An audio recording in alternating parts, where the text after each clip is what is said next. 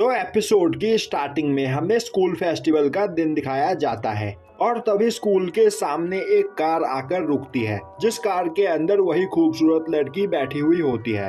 अब वहाँ मौजूद सभी लोग उस कार और उस लड़की को देखकर काफी हैरान होते हैं और उनकी तारीफ करने लगते हैं। अब वह लड़की स्कूल में जाकर वहाँ के फेस्टिवल को देखने लगती है, पर उसे उस जगह पर कुछ भी पसंद नहीं आ रहा होता है।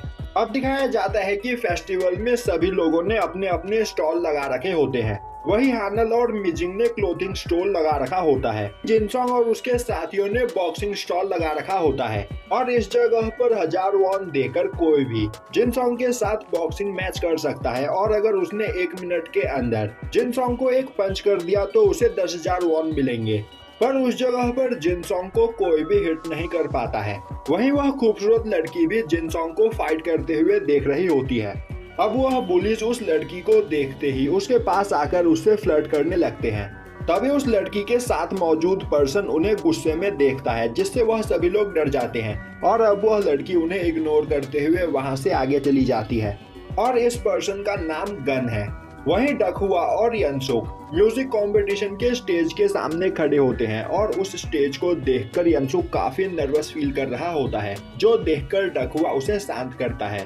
दूसरी ओर वास्को ने आर्म रेसलिंग का स्टॉल लगा रखा होता है और 5000 वॉन देकर कोई भी उससे आर्म रेसलिंग कर सकता है और अगर वास्को हार गया तो वह उस पर्सन को 10,000 वॉन देगा।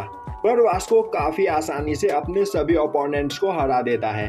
तभी वहां पर खड़े यनसुक की नजर उस खूबसूरत लड़की पर पड़ती है और अब वह उस लड़की से बात करने के लिए आगे बढ़ता है, पर वह लड़की वहां से आगे निकल जाती है। तभी वास्को यनसुक को देखता है और वह उसके पीछे आने लगता है। दूसरी ओर वह लड़की स्कूल से जा रही होती है। यह देखकर यनसुक काफी तेजी से भागता हुआ उसके पास जाता है और अब वह उस लड़की से बात करने की कोशिश करता है। तभी वह लड़की बोलती है, आखिर तुम कौन हो? तभी यनसुक को याद आता है कि वह लड़की उससे इस बॉडी में कभी भी नहीं मिली है। यह देखकर यनसुक परेशान हो जाता है। तभी वह लड़की गुस्से में बोलती है, वह यनसुक जैसे लड़कों को अच्छी तरीके से जानती है और यनसुक के चेहरे को देखकर भले ही दूसरी लड़कियां उसके पीछे पीछे घूमती होंगी, पर वह बाकी की लड़कियों की तरह नहीं है।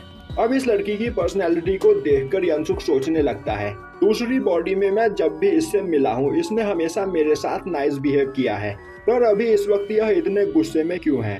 तभी वह लड़की बोलती है, यह स्कूल एक बेकार स्कूल है और इस पूरे स्कूल में तुम्हारे जैसे ही लोग भरे हुए हैं जो एक दूसरे को उनके लुक के ऊपर जज करते हैं और वह यहाँ खास तौर पर म्यूजिक कंपटीशन को देखने के लिए आई थी, पर यहाँ के लोगों को देखकर उसे बहुत गुस्सा आ रहा है, इसीलिए वह यहाँ से जा रही है।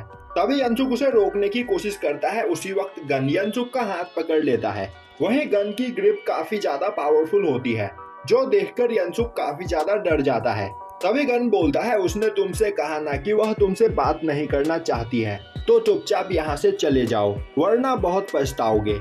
तभी यनसुक गन से अपना हाथ छुड़वा लेता है, जो देखकर वह लड़की काफी हैरान होती है, क्योंकि गन की पकड़ से छूटना कोई आम बात नहीं है। उसी वक्त गन अपने किक से यनसुक पर अटैक करने की कोशिश करता है। यनसुक अपने हाथों से उसके किक को ब्लॉक करने की कोशिश करता है, पर गन अपने किक की डायरेक्शन को बदल देता है।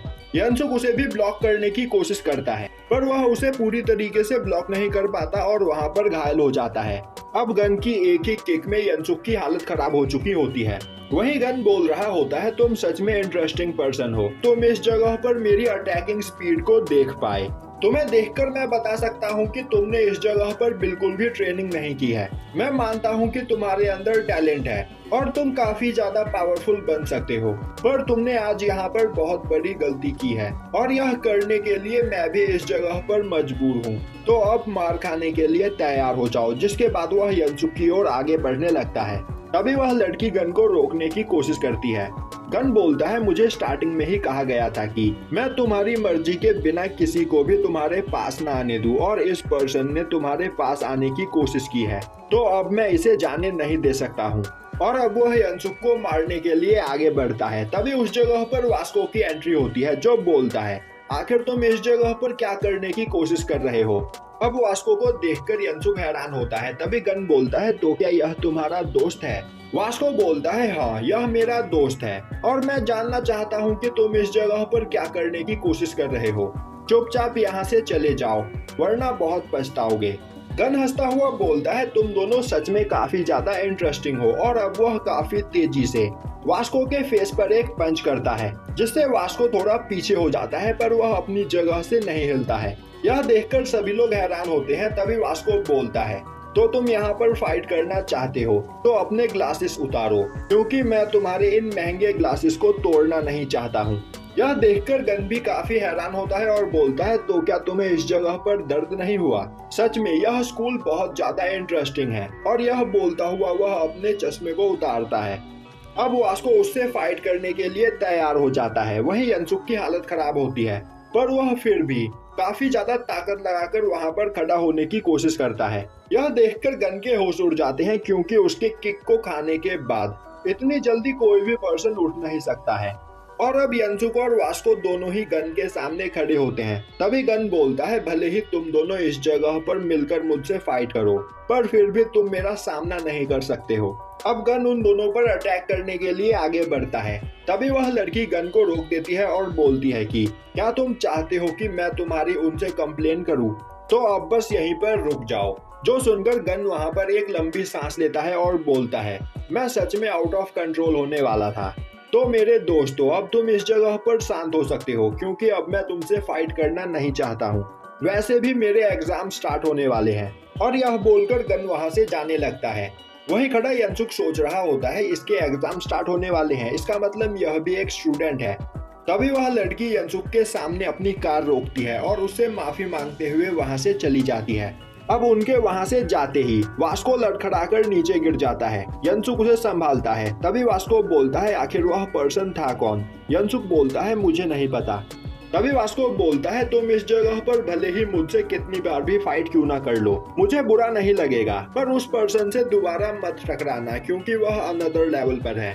और अब वह बोलने लगता है, मैं सच में उसके सामने बहुत ज्यादा कमजोर हूँ। और अब वह दोनों एक जगह पर बैठते हैं और वास्को यनसुक को पीने के लिए जूस देता है। वहीं वह सोच रहा होता है कि वह आज तक यनसुक को गलत समझता रहा, पर अब उनकी सभी गलतफहमी दूर हो गई है। और अब वह यनसुक से बोलता है, अगर अगली बार हमारे बीच फाइट हुई तो उसमें मैं ही जीतूंगा। तभी उस जगह पर सिंगिंग कंपटीशन स्टार्ट होने की अनाउंसमेंट होती है। जो सुनते ही यनसुक काफी तेजी से भागता हुआ उस ओर जाने लगता है। अब दिखाया जाता है कि उस म्यूजिक कंपटीशन को देखने के लिए वहां म्यूजिक कंपनी का ओनर अपने असिस्टेंट के साथ आया होता है। दूसरी ओर होंगजे यनसुक और डकुआ के लिए कपड़े लेकर आया होता है, जिन्हें पहनकर वह इस कंपटीशन में परफॉर्म करेंगे। अब यनसुक होंगजे को थैंक्स करता है। तभी उस जगह पर हॉबिन आता है और अब वह डकुआ की बेइज्जती करता हुआ स्टेज पर चला जाता है। अब वहाँ पर हॉबिन का परफॉर्मेंस स्टार्ट होता है और हॉबिन का परफॉर्मेंस उस जगह पर सभी लोगों को काफी ज्यादा पसंद आता है। वहीं स्टेज के पीछे से यनसुक वहां पर मौजूद सभी ऑडियंस को देख रहा होता है और उस जगह पर इतने सारे लोगों को देखकर वह काफी ज्यादा नर्वस हो जाता है। तभी डकुआ उससे बोलता है कि यनसुक, इस बारे में सोचो कि आखिर तुम यह गाना किसके लिए गाना चाहते हो। उस पर्सन के बारे में सोचो जिससे तुम प्यार करते हो और उसके लिए यह गाना गाना चाहते हो, जिसके बाद तुम इस जगह पर बिल्कुल भी नर्वस फील नहीं करोगे। अब वहां पर अपना परफॉर्मेंस खत्म करने के बाद हॉबिन डकुआ के पास आता है और उससे बोलता है, तुमने हमारा गाना सुना, इस जगह पर हमें जीतने से कोई नहीं रोक सकता है। वह उसे रोक देता है और बोलता है कि हम हॉबिन को इसका जवाब इस कंपटीशन में जीत कर देंगे।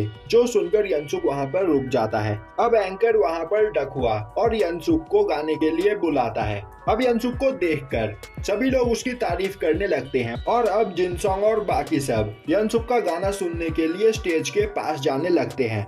वहीं खड़ा म्यूजिक कंपनी का ओनर बोल रहा होता है, यह लड़का देखने में अच्छा है, पर इससे किसे फर्क पड़ता है। अगर इसे गाना गाना नहीं आता हो तो यह कुछ नहीं कर सकता।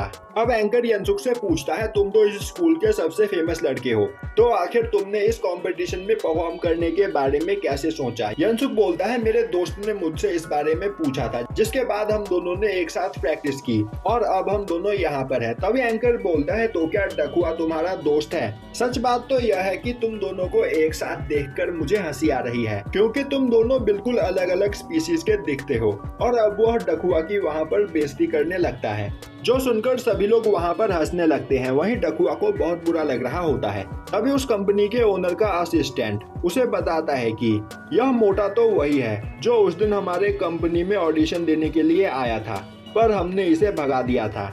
और अब उस जगह पर उनका परफॉर्मेंस स्टार्ट होता है। वहीं अपने सामने इतने सारे लोगों को देखकर यनसुक काफी ज्यादा नर्वस फील कर रहा होता है और अब उसके गले से आवाज ही नहीं निकल रही होती है, जो देखकर हॉबिन और उसके साथी यनसुक का मजाक उड़ाने लगते हैं। और अब उस जगह पर सभी लोग बातें बनाने लगते हैं, जो देखकर यनसुक और भी ज्यादा डर जाता है। तभी डकुआ आगे बढ़कर उस जगह पर अपना रैप स्टार्ट करता है। अब उसकी आवाज सुनकर सभी के होश उड़ जाते हैं। वहीं खड़े यनसुक को डकुआ की बात याद आती है और अब वह उस जगह पर अपनी मॉम के बारे में सोचने लगता है कि उसकी मॉम ने इस जगह पर उसके लिए कितना कष्ट सहा है। अब वहाँ पर यनसुक गाना गाना स्टार्ट करता है, जो सुनकर सभी लोगों के होश उड़ चुके होते हैं। वहीं यनसुक गाना गाते हुए अपने पुराने सभी फ्लैशबैक याद कर रहा होता है और अब उनका गाना खत्म होने के बाद उस जगह मौजूद सभी लोग उनके फैन हो चुके होते हैं और अब उस कंपटीशन में डकुआ और यनसुक जीत जाते हैं, जिससे वह दोनों काफी ज्यादा खुश होते हैं। वहीं उनके सभी दोस्त भी उनकी तारीफ किए चले जा रहे होते हैं। वहीं दूर खड़ा हॉबिन बोल रहा होता है, यह दोनों बस इस जगह यनसुक के लुक्स की वजह से जीते हैं और अब वह अपनी हार का जिम्मेदार यनसुक को ठहराने लगते हैं। तभी वह म्यूजिक कंपनी का ओनर उनके पास आता है और उनसे बोलता है कि नहीं, वह अपने लुक्स की वजह से नहीं जीता है, बल्कि उसने तुम दोनों से अच्छा गाना गाया और तुम दोनों उनके सामने कुछ भी नहीं हो। तभी जोंगी बोलता है, तो अब हमारे साथ क्या होगा? क्या हमारा डेब्यू रिलीज होगा या नहीं? वह ओनर बोलता है, इसके बारे में मैं बाद में सोचूंगा। जिसके बाद वह यनसुक की ओर जाने लगता है। वहीं यनसुक और डकुआ काफी ज्यादा खुश होते हैं। तभी वह ओनर डकुआ के पास आकर बोलता है, तुम तो वही हो ना जो पिछली बार ऑडिशन के लिए आए थे। डकुआ बोलता है, तो क्या मैं अभी भी आपको याद हूँ? ओनर बोलता है, हाँ, मैं एक बार देखे हुए चेहरे दोबारा कभी नहीं भूलता और मैं यह कहना चाहूंगा कि तुम काफी अच्छा गाते हो और पिछली बार जो हुआ उसके लिए मुझे माफ कर दो और यह लो मेरा बिजनेस कार्ड, तुम जब चाहो तब मुझे कॉल कर सकते हो। यह देखकर डकुआ काफी ज्यादा खुश हो जाता है। तभी वह ओनर डकुआ को वह कार्ड न देकर यनसुक को कार्ड देता है, जो देखकर डकुआ को बहुत बुरा लगता है। तभी यनसुक पूछता है, पर इस जगह पर डकुआ का क्या? ओनर बोलता है, मैं कहना चाहूंगा कि डकुआ भी काफी अच्छा गाता है और उसके पास बहुत टैलेंट है, तो मुझे नहीं लगता कि उसे हमारी जरूरत है। वह अपने आप ही इस जगह पर कुछ न कुछ कर लेगा। यह सुनकर यनसुक को बहुत गुस्सा आता है और वह बोलता है, आखिर तुम इतने बेरहम कैसे हो सकते हो? ओनर बोलता है, बेरहम इस जगह पर मैं नहीं बल्कि पब्लिक है और यहाँ पर पब्लिक को जो चीजें पसंद आती है हम उन्हें वही चीजें बेचते हैं। तो यनसुक, हमारा कॉन्ट्रैक्ट साइन करो, जिसके बाद तुम्हारे पास इस जगह सब कुछ होगा और तुम रातों ही रात फेमस हो जाओगे। तभी यनसुक उन्हें मना कर देता है, जो सुनते ही सभी के होश उड़ जाते हैं, क्योंकि यनसुक के पास खुद चलकर यह मौका आया था, पर यनसुक ने उसे मना कर दिया। अब यनसुक मुड़कर देखता है तो डकुआ पहले ही वहां से जा चुका होता है। अब हमारे पास टैलेंट हो तो तुम्हें लुक्स की क्या जरूरत? और अब वह तीनों इस बारे में वहां पर बात करने लगते हैं और उनके बात करने के तरीके से हमें पता चलता है कि वह तीनों यहाँ पर काफी अच्छे दोस्त बन चुके हैं यनसुक की रियल बॉडी के साथ।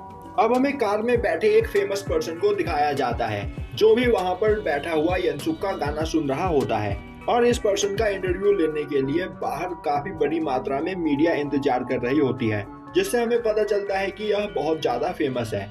दूसरी ओर वह खूबसूरत लड़की भी यनसुक के गाए हुए गाने को सुनती है और तभी उसे याद आता है कि उस शॉप के अंदर रियल यनसुक इस गाने की प्रैक्टिस किया करता था और इस बारे में सोचकर वह अपने बगल में देखती है, जहाँ पर एक मोटी लड़की सो रही होती है। अब हमें कुछ दिनों बाद का सीन दिखाया जाता है, जिसमें यनसुक अपनी नई बॉडी में सोकर उठता है और अब वह तैयार होकर स्कूल की ओर निकल जाता है। वहीं हमें उसके कमरे में कई सारे फोटोज चिपके हुए दिखाई देते हैं और यह सभी फोटोज उसकी रियल बॉडी और न्यू बॉडी की उसके दोस्तों के साथ होती है, जिसमें वह काफी ज्यादा खुश होता है। वहीं उसके बगल में यनसुक ने अपनी डेली एक्सरसाइज का चार्ट भी बना रखा होता है। वहीं उसने अपनी एक फोटो में अपनी रियल बॉडी और न्यू बॉडी के फोटो को काटकर एक साथ चिपका रखा होता है। जिससे हमें पता चलता है कि वह इस जगह पर बहुत ज्यादा खुश है और यह सब कुछ उसकी नई बॉडी की वजह से हो पाया है। इसीलिए वह अपनी न्यू बॉडी को अपना बेस्ट फ्रेंड मानता है और यहीं पर सीजन 1 खत्म हो जाता है। और गाइज, अगर आपको लुकिज्म का सीजन 2 जल्द से जल्द चाहिए तो लुकिज्म को ज्यादा से ज्यादा सपोर्ट करें।